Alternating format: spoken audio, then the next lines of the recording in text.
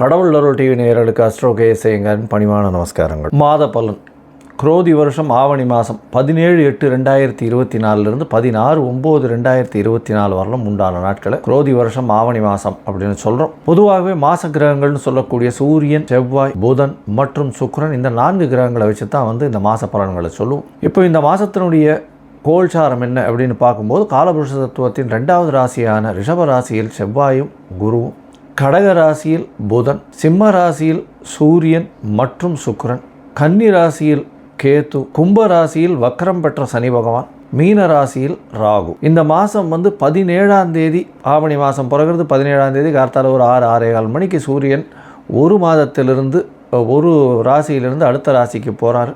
இது சௌரமான மாதம் அப்படின்ற வழக்கத்தில் நம்ம கொண்டாடுறோம். இந்த மாதத்தில் வரக்கூடிய முக்கிய நிகழ்வுகள் அப்படின்னு பார்ப்போமேயானால் எடுத்த உடனே 18ஆம் தேதி அல்ல 19ஆம் தேதி 19/8/2024 அன்னைக்கு ரிக் யஜுர் உபாகர்மா அப்படின்னு போட்டிருக்கு. ரிக் யஜுர் உபாகர்மா அப்படின்னா வேதத்தினுடைய ஆரம்ப நாள் அப்படின்னு சொல்லணும். வேதம் பயிர்க்கிறதுக்கு, வேதத்தினுடைய அத்தியனம் பண்ணுறதுக்கு ஆரம்பிக்கிறது இந்த பூணல் மாத்திப்பா எண்ணிக்கை. இதெல்லாம் ரொம்ப முக்கியமான விஷயமாக சொல்லக்கூடியது. வேதத்தினுடைய நாள் இதுதான், ஆரம்பிக்கக்கூடிய நாள் அப்படின்றது வேத அத்தியனம் பண்ணுறதுக்கு சொல்லிக்கிறதுக்கு இதுதான் ஆரம்பிக்கக்கூடிய நாளாக எடுத்துக்கொள்ளப்படுகிறது. 5/9/2024 அன்னைக்கு சாம வேதத்திற்கு உண்டான உபாகர்மா அந்த காலகட்டத்தில். 20ஆம் தேதி 20/8/2024 அன்னைக்கு காயத்ரி ஜபம் எல்லாருக்குமே ஒரே நாள்லேயே வந்துடுறது. இந்த மாதத்தில் பார்த்தோம்னா 22/8/2024 அன்னைக்கு மகா சங்கடகர சதுர்த்தி, வாஸ்து நாள் வேறு. அன்னைக்கு மகா சங்கடகர சதுர்த்தி அப்படின்னு சொல்லும்போது தேய்பிறை சதுர்த்தி, வாஸ்து நாள் வேறு. வாஸ்து நிதிரை விடும் நாள். ஒரு வருஷத்துக்கே ஒரு 8 நாள் தான் வாஸ்து நிதிரை விடுறார். இந்த காலகட்டத்தில் தோஷம் எதற்குமே கிடையாது. அதாவது திதி, வாரம், நட்சத்திரம் எந்த தோஷமுமே கிடையாது. இந்த வாஸ்து புருஷன் கண் விழிக்கும் பொழுது பார்த்தேலையானால் அதாவது மதியம் 2:31 4 மணி வரலும், அதாவது 4:01 வரலும் வாஸ்து புருஷன் கண் விழிக்கும் நேரம். இதை 5 பிரிச்சுக்கிறா, 18 நிமிஷமாக பிரிச்சுக்கிறா இந்த 1.5 மணி நேரத்தை. இதன் மூலியமாக வாஸ்து புருஷன் கண் விழித்து அவருடைய காலை கடன்களை முடிக்கிறது 1, ஸ்நானம் பண்ணுறது 2, அதற்கப்புறம் 3வது விஷயம் அவர் பூஜை பண்ணுறது, 4வது போஜனம் பண்ணுறது, அதற்கப்புறம் தாம்பூலம் தரிக்கிறது. இந்த போஜனம் பண்ணும் நேரமும் தாம்பூலம் தரிக்கும் நேரமான கடைசி 36 நிமிஷம், அதாவது 4 மணிக்கு ஒரு அரை மணி நேரம் முன்னாடி 3:31 4:01 இந்த காலகட்டத்தில் எந்த ஒரு இது ஆரம்பித்தோம்னாலும், அதாவது வீடு சம்பந்தமாக இது ஆசைக்கால் நடுறது, மனைக்கால் ஊன்றது, அதை தவிர வீட்டுக்கு இது டாக்குமெண்ட் சைன் பண்ணுறது, இந்த மாதிரியான விஷயங்கள் பண்ணும்பொழுது கண்டிப்பாக அது நிச்சயமாக எந்த ப்ராஜெக்டாக இருந்தாலும் நல்லபடியாக நிறைவேறும் அப்படின்றதும், வாஸ்து புருஷன் கண்விழிக்கும் நாள்ன்றதுனால கண்டிப்பாக நல்ல ஒரு ஏற்றம் கிடைக்கக்கூடிய நாளாக சொல்லப்படுறது. அதற்கப்புறம் 26ஆம் தேதி 26/8/2024 அன்றைக்கி ஸ்ரீ ஜெயந்தி. பொதுவாகவே ஸ்ரீ ஜெயந்தி பார்த்தாலேனால் அஷ்டமி ஒரு நாள் வரும், ஒரு நாள் ரோகிணி நட்சத்திரம் வரும். இது ரெண்டும் சேர்ந்தே வர்றது இந்த வாட்டி. அதனால் ஸ்ரீ ஜெயந்தி எல்லாருக்குமே முன்னித்திரியம், அதை தவிர ஸ்ரீ சன்னதி எல்லாருக்குமே இந்த வாட்டி ஸ்ரீ ஜெயந்தி ஒரே நாள்லேயே வந்துடுறது. இது ஒரு பெரிய விசேஷம். அதனால் ஸ்ரீ ஜெயந்தி கிருஷ்ணனுடைய இதுவை சொல்லக்கூடியது, கிருஷ்ணர் பிறந்த தினமாக சொல்லக்கூடியது. அஷ்டமி ரோகிணி பிறந்த நாளில், ரோகிணி நட்சத்திரத்தில் உண்டான நாளில் ராத்திரி பிறந்ததாக சரித்திரம். அதனால் கிருஷ்ணர் பிறந்தது ரொம்ப நல்லாவே எல்லா இடத்துலையும் கொண்டாடுவா. மதுரா, துவாரகை இதிலெல்லாம் கொண்டாடக்கூடிய ஒரு பெரிய விசேஷமான, என்டையர் இந்தியா கொண்டாடக்கூடிய ஒரு பெரிய விசேஷமான ஒரு ஃபங்க்ஷன் இது. அடுத்தது பார்த்தாலேயானால் இந்த வாட்டி 3/9/2024 அன்னைக்கு அமாவாசை. ஆவணி மாதத்தில் வரக்கூடிய அமாவாசை பித்தர்களுக்கு செய்ய வேண்டிய கர்மாக்களை செய்யக்கூடியது. அதன் மூலியமாக உங்களுடைய குடும்பத்தில் எப்பொழுதுமே க்ஷேமம் இருக்கும். அடுத்த ஜெனரேஷன், அடுத்த தலைமுறைகளும் நல்லபடியாக வளரக்கூடிய வாய்ப்புகள் மிகவும் அதிகம். இது ஜோதிடத்தில் மிக பெரும்பான்மையான விஷயத்தை சொல்லக்கூடியது. அதாவது 5, 9 அப்படின்னு இந்த 2 இடத்தையும் சொல்லக்கூடிய போது 9ஆம் இடமோ 5ஆம் இடமோ கெட்டு போயிருந்ததுன்னா அந்த ஜாதகருக்கு கண்டிப்பாக அவர்களுடைய குலம் விருத்தி அடைகிறதோ இல்லை அவரால் அந்த குலத்திற்கு ஏற்றமோ வராது. அது ஒரு பெரிய செட்பேக் ஆகிடும். அதனால் அது பித்திருக்களின் தோஷமாக கூட இருக்கலாம். அப்படின்றதுனால தான் பித்திருக்களுக்கு செய்ய வேண்டிய கர்மாக்களை செய்யணும் அப்படின்னு சொல்கிறது. 5ஆம் தேதி அன்னைக்கு 5/9/2024 அன்றைக்கி பார்த்தோன்னா யஜுர் உபாகர்மா ஏற்கனவே சொல்லிவிட்டு, அதுக்கப்புறம் 7ஆம் தேதி அன்றைக்கி விநாயக சதுர்த்தி. 7/9/2024 அன்றைக்கி விநாயக சதுர்த்தி, வளர்பிறை சதுர்த்தி. அதனால் வந்து ஆவணி மாதத்தில் வரக்கூடிய வளர்பிறை சதுர்த்தி, விநாயகர் சதுர்த்தின்னு சொல்லக்கூடியது என்டையர் இந்தியாவை இதுக்கு, அதாவது சுதந்திர போராட்டத்திற்கு ஒரு பெரிய ஏற்றத்தை கொடுத்து, இந்த விநாயகர் சதுர்த்தி விழாவை முன்னெடுத்து, சுதந்திர போராட்டத்தை முன்னெடுத்து இந்தியாவிற்கு சுதந்திரம் வாங்கின பெருமை நம்மளுடைய தேசபக்தர்களுக்கு சாரும். அதை தவிர வந்து இந்த விநாயகர் சதுர்த்தி விழான்றது வந்து இந்தியா முழுவதிலும் சிறப்பாக கொண்டாடக்கூடிய ஒரு பெரிய விசேஷம், முதல் பண்டிகையாக சொல்லப்படுறது. அதற்கு பிறகு பார்த்தாலேயானால் வாமன ஜெயந்தி வருது. அதாவது அதாவது வாமன ஜெயந்தி அப்படின்னு சொல்லக்கூடியது வந்து 15ஆம் தேதி 15/9/2024 ஓணம் பண்டிகை அப்படின்னு சொல்லுவாள். கேரளாவில் ரொம்பவும் பிரசித்தி. அதனால் இந்த மாதம் மொத்தமே வந்து பண்டிகைக்கான திருநாளாகவே இருக்கும். அதனால் கவலையே பட வேண்டாம். எல்லா விஷயங்களும், சந்தோஷங்களும், திருமணத்திற்கு எல்லா விதமான ஏற்றமான காலமாக இந்த மாதம் அமைய போகிறது. இந்த மாதத்தில் பார்த்தாலேயானால், அதாவது போன மாதம்னு சொல்லக்கூடியது ஆடி மாதம், கடக மாதத்தில் வந்து எல்லா கோவில்களிலும் ரொம்ப ஃபங்க்ஷன்லாம் அதிகமாக இருந்திருக்கும். இந்த மாதத்தில் பார்த்தோன்னா வீட்டினுடைய ஃபங்க்ஷன், அதாவது கல்யாணம், காது குத்தல், சீமந்தம் எல்லாமே வந்து இந்த மாதத்தில் நடக்கக்கூடியதாக இருக்கும். அதனால் இந்த மாதம் வந்து தட்சிணாயனத்தில் ஒரு பெரிய ஏற்றமான மாதம். ஏன்னா இதுக்கு அடுத்து வந்து பார்த்தோன்னா புரட்டாசி மாதம், அது பித்திருக்களுக்குன்னே சொல்லக்கூடியது. அதனால் இந்த மாதத்தில் வந்து திருமணங்கள் அதிகமாக நடக்கும், எல்லா விதமான விசேஷங்களும் நல்லபடியாக நடக்கும். எல்லோரும் கூடி குளிர்ந்து எழுவோர் எம்பாவாய் மாதிரி எல்லோரும் கூடி இருக்கக்கூடிய காலகட்டமாக அமைய போகிறது. இந்த மாதத்தில் பார்த்தாலேயானால் எல்லா விதமான ஏற்றமான காலகட்டங்களும் நடக்கிறது. இந்த மாதத்தில் செவ்வாய் பகவானும் மாறுறார். 26/8/2024 அன்றைக்கி ரிஷபத்தில் இருக்கிற செவ்வாய் மிதுனத்திற்கும், சுக்கிர பகவானும் வந்து சிம்மத்தில் இருக்கிற சுக்கிரன் வந்து கன்னியில் மாறி நீச்சப்பட்டு போகிறார். அதற்கு பிறகு இந்த மாத கடைசி, அதாவது 31/8/2024 அன்றைக்கி புதன் வந்து கடகத்திலிருந்து சிம்மத்துக்கு வர்றார்.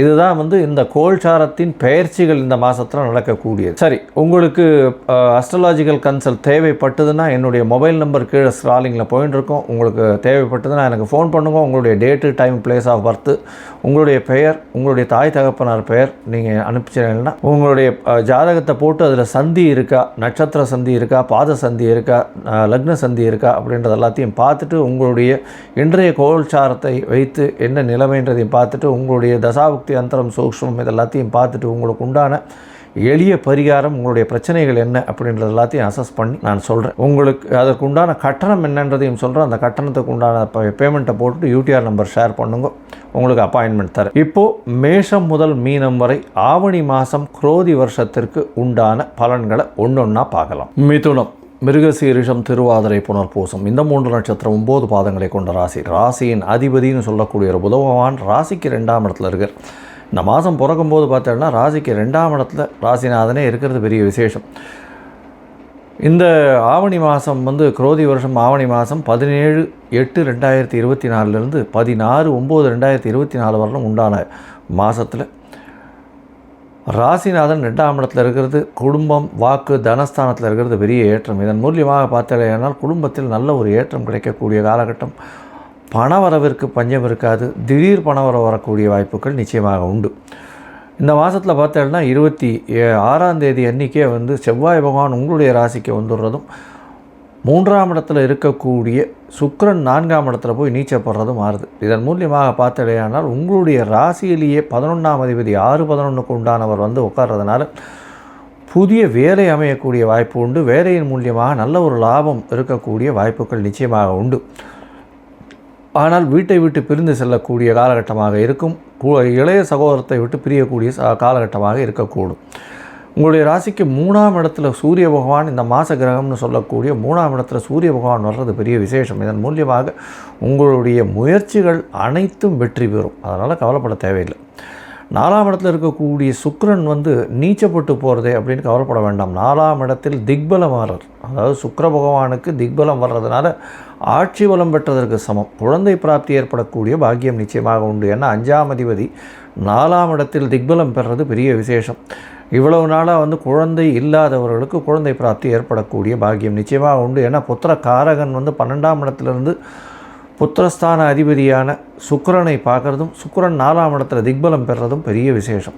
கேதுவோட சம்பந்தத்தில் இருக்கிறது அப்படின்றது வந்து கர்ப்பத்தை ஜாகிரதையாக பார்த்துக்கணுன்றதானே தவிர கர்ப்பம் உண்டாகக்கூடிய வாய்ப்புகள் மிகவும் அதிகமாக உண்டு.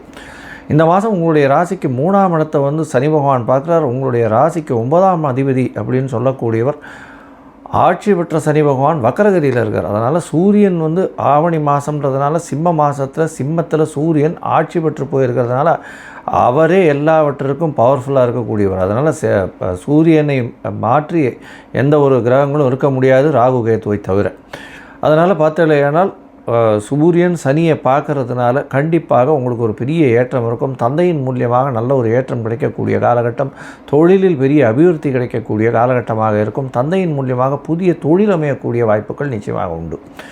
இந்த மாதம் பார்த்தோம்னா உங்களுடைய ராசிநாதன் 2ஆம் இடத்துலேருந்து 3ஆம் இடத்துக்கு போகிறார். அதாவது 31/8 அன்றைக்கி பார்த்தோம்னா 2ஆம் இடத்துலேருந்து 3ஆம் இடத்துக்கு புத பகவான் போகிறார். உங்களுடைய முயற்சிகள் அனைத்தும் வெற்றியடையும். எழுத்து பணியில் இருக்கிறவாளுக்கு நல்ல ஒரு ஏற்றம் கிடைக்கக்கூடிய காலகட்டம். கவிஞர்கள், கதை ஆசிரியர்கள் இவாளுக்கெல்லாம் நல்ல ஒரு ஏற்றம். ஆர்ட் டைரக்டர்ஸுக்கு பெரிய ஏற்றம் கிடைக்கக்கூடும். அது தவிர அக்கௌண்ட்ஸு காமர்ஸ் படிக்கிறவாளுக்கு, அது தவிர பேங்கிங் அக்கௌண்ட்ஸில் இருக்கிறவாளுக்கு, சார்ட்டர்ட் அக்கௌண்டன்ஸுக்கு இவாளுக்கெல்லாம் பெரிய ஏற்றம் கிடைக்கக்கூடிய மாதமாக இந்த மாதம் அமைய போகிறது. இந்த மாதத்தில் பார்த்தாலேயானால் உங்களுடைய ராசிக்கு 4ஆம் இடத்துல கேது பகவான் இருக்கிறதுனால தாயினுடைய உடல்நிலையில் சற்று பின்னடைவு இருக்கக்கூடிய காலகட்டமாக அமையும். 10ஆம் இடத்தில் இருக்கக்கூடிய ராகு அபரிமிதமான தொழிலில் பெரிய ஏற்றத்தை கொடுக்கக்கூடிய காலகட்டமாக இருக்கும். ராசியிலேயே செவ்வாய் வர்றதுனால உங்களுக்கு ரியல் எஸ்டேட்டு, லேண்டு சம்பந்தமான வியாபாரத்தில் பெரிய திடீர் மாற்றங்கள், பெரிய ஏற்றங்கள் கிடைக்கக்கூடிய வாய்ப்பு. வேலை செய்யும் இடத்துல பெரிய ஏற்றம் கிடைக்கக்கூடிய வாய்ப்பு. அதுவும் 6ஆம் இடத்தினுடைய சம்பந்தம்னு சொல்லும்போது இந்த இரத்த சம்பந்தமாக, ரத்தம் வங்கி அந்த மாதிரியான சம்பந்தங்கள், இல்லைன்னா மருத்துவ உபகரணங்கள் அந்த மாதிரியான விஷயங்களில் வியாபாரம் பண்ணுறவாளுக்கு, அது தவிர அந்த மாதிரி விஷயங்களில் வந்து பண்ணுறவாளுக்கு பெரிய ஏற்றம் கிடைக்கக்கூடிய காலகட்டமாக அமைய போகிறது. இந்த மாதத்தில் உங்களுடைய ராசிக்கு 12ஆம் இடம் அதாவது குரு பகவான் இருக்கிறதுனால சுபத்துவம் அதிகமாக அடையிறதுனாலையும் நல்ல ஒரு ஏற்றம். வெளிநாடு வெளியூர் பிரயாணம் செல்லக்கூடிய பாக்கியம் உண்டு. படிக்கக்கூடிய மாணவர்களுக்கு பெரிய ஏற்றம் கிடைக்கக்கூடும். அதை தவிர பார்த்தாலேயானால் வெளிநாடு போய் படிக்கணும்னு நினைக்கிறவர்களுக்கு கொஞ்சம் பின்னடைவு இருக்கும். ஏன்னா 9ஆம் இடத்துல சனி வக்கரகதியில் இருக்க ஒரு நவம்பர் மாதத்துக்கு அப்புறம் பார்த்தாலும் நல்ல ஒரு ஏற்றம் கிடைக்கக்கூடிய காலகட்டமாக அமைய போகிறது. இந்த மாதத்தில் பார்த்தாலேயானால் பொதுவாக 4 கிரகங்கள், அதாவது சூரியன், புதன், செவ்வாய் மற்றும் சுக்கிரன், இந்த 4 கிரகங்கள் தான் மாத கிரகங்கள்னு சொல்லக்கூடியது. இந்த மாத கிரகங்களை வச்சு தான் இந்த மாதத்தை சொல்லுவோம். செவ்வாய் பகவானும் உங்களுடைய ராசியிலிருந்து ராசிக்கு 4ஆம் இடத்தை பார்க்குறதும் பெரிய விசேஷம். அதனால் வந்து 4ஆம் இடம் வந்து செவ்வாய் சுக்கிரனையும் பார்க்குறார். அதை தவிர பார்த்தாலேனா உங்களுடைய சப்தமத்தையும் பார்க்குறார். இதனால் வந்து எதிர்பாலினத்தவர் மூலியமாக சிறு சிறு பிரச்சனைகள் வரும். பார்ட்னர்ஷிப் பிஸ்னஸில் பிரச்சனைகள் இருக்கக்கூடிய வாய்ப்புகள் உண்டு. 6ஆம் அதிபதி 7ஆம் இடத்துல இருக்கிறதுனால 7ஆம் இடத்தை பார்க்குறதுனால கண்டிப்பாக பார்ட்னர்ஷிப் பிஸ்னஸில் புதிய கடன் வாங்க வேண்டிய காலகட்டமாக இருக்கும். இருந்தாலும் லாபத்திற்கு பஞ்சம் இருக்காது, கவலைப்பட தேவையில்லை. இந்த மாதம் எல்லா விதமான முயற்சிகளும் நல்லபடியாக இருக்கும்னு சொன்னேன். ஆனால் சில நாட்கள் தவிர்க்க வேண்டிய நாட்கள்னு சொல்லக்கூடியது அது வந்து சந்திராஷ்டம நாட்கள். உங்களுடைய ராசிக்கு 8ஆம் இடத்துல சந்திர பகவான் மறையக்கூடிய காலத்தை சந்திராஷ்டம நாட்கள்னு சொல்கிறோம். அந்த சந்திராஷ்டம நாட்கள் இந்த மிதுன ராசிக்காரர்களுக்கு பார்த்தாலேயானால் 17/8/2024 சாயந்தரத்துலேருந்து 19/8/2024 சாயந்தரம் வரலும் இருக்கக்கூடிய காலகட்டமும், அதை தவிர 13/9/2024 காலகட்டத்திலிருந்து அது 16/9/2024 அது வரலும் இருக்கக்கூடிய காலகட்டமும் அமையிறது. இந்த காலகட்டத்தில் புதிய முயற்சி வேண்டாம், வெளியூர் வெளிமாநில பிரயாணம் வேண்டாம். பொதுவாக இந்த மிதுன ராசிக்காரர்கள் இந்த மாதம் கண்டிப்பாக கிருஷ்ணர் கோவிலுக்கு போயிட்டு வாங்க. அதுவும் ஆலிலை கிருஷ்ணர் இருக்கக்கூடிய கோவிலாக, இல்லைன்னா கிருஷ்ணர் ராதை இருக்கக்கூடிய கோவிலாக போயிட்டு வாங்க. உங்களுக்கு எல்லா விதமான ஏற்றங்களும் வரும். அதுவும் கிருஷ்ண ஜெயந்தி அன்றைக்கி நிறைய குழந்தைகளுக்கு உங்களால் முடிஞ்ச சாப்பாடு கொடுக்கறது அதெல்லாம் வந்து பண்ணுங்க. நல்ல ஒரு ஏற்றமும் மாற்றமும் இந்த மாதம் கண்டிப்பாக வரும். கடவுள் அருள் டிவியை பார்த்தமைக்க நன்றிகள். மேலும் இது போன்ற தகவல்களை தெரிந்து கொள்ள கடவுள் அருள் டிவியை சப்ஸ்கிரைப் செய்யுங்கள். மறக்காமல் பெல் ஐக்கானை கிளிக் செய்யுங்கள்.